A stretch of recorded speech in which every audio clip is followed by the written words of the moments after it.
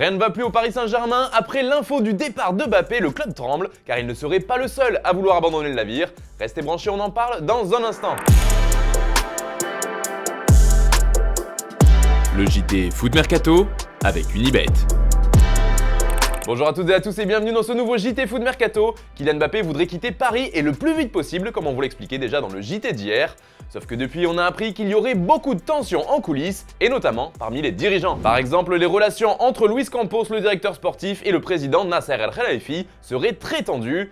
Et ce serait même plus que ça, puisque d'après l'équipe, il ne voulait pas recruter le Portugais cet été. Mais il n'avait pas le choix s'il voulait garder Mbappé, donc on peut pas dire que ce soit le grand amour entre les deux et ça date depuis quelques temps déjà. En gros, les deux s'étaient bien embrouillés lorsque Campos était à Lille. Après une rencontre face au PSG, El Khelaifi avait pointé du doigt les arbitres et à ce moment-là, le ton était monté entre les deux hommes. Et ça, le président du PSG ne l'a pas oublié. C'est pour ça qu'il aurait nommé Antero Henrique, dont il sait que Campos n'était pas fan. Sauf que aujourd'hui en coulisses, ce dernier menacerait de partir au prochain mercato d'hiver si Henrique restait à Paris. En effet, d'après nos informations, la cohabitation entre les deux hommes serait de plus en plus compliquée car leurs visions sont différentes sur de nombreux points. Kylian Mbappé n'est donc pas le seul concerné par un départ, Luis Campos pourrait lui aussi faire ses valises. Et d'après le Parisien, en cas de départ des deux premiers, c'est un troisième qui pourrait mettre les voiles. C'est Christophe Galtier bien sûr, en janvier ou plus tard en fin de saison. En tout cas, si Campos et Kylian Mbappé s'en vont, il ne restera pas. Globalement, à quelques jours du classique, c'est un PSG moribond qui s'avance avant de recevoir l'OM, car les problèmes s'accumulent en dehors du terrain,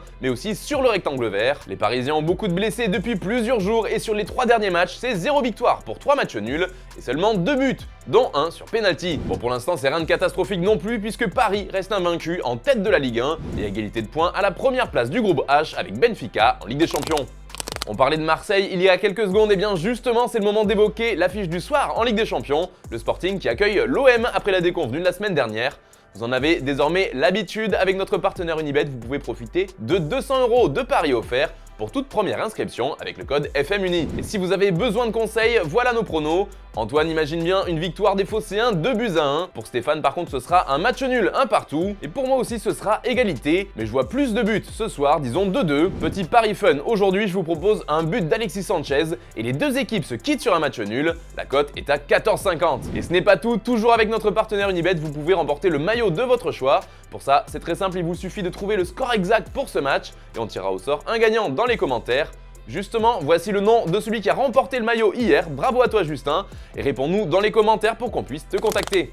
On part en Angleterre maintenant avec Chelsea qui va mieux depuis quelques semaines. Depuis la nomination de son nouveau coach Graham Potter en fait, les Blues ils ont retrouvé le sourire. Enfin ils ont surtout retrouvé le chemin de la victoire parce qu'avant qu'il arrive, les Blues restaient sur 3 défaites en 5 matchs. Et le changement est radical puisque depuis la nomination de Potter, ils sont invaincus tout simplement. En 5 rencontres, Chelsea en est à 4 victoires et un match nul. C'était lors de ses débuts contre le RB Salzbourg. Et s'il fallait distinguer un homme parmi les joueurs, ce serait certainement Pierre-Emerick Aubameyang. C'était un peu compliqué à son arrivée à Chelsea, mais depuis qu'il a réussi à ouvrir son compteur but, il est en feu. C'était contre Crystal Palace le 1er octobre. Et depuis, la confiance est revenue. Il en est à 3 buts sur ses 3 derniers matchs. Bref, le Gabonais fait du bien aux Blues, surtout que selon son coach, il apporte bien plus que des buts à l'équipe. I always think that the better the team functions, the more whoever it is in the forward line has got a better chance of playing well and doing what he's there to do, which is to score. Of course, it's not the only thing he has to do, and I think that goes a lot unnoticed because he does a lot of work for the team.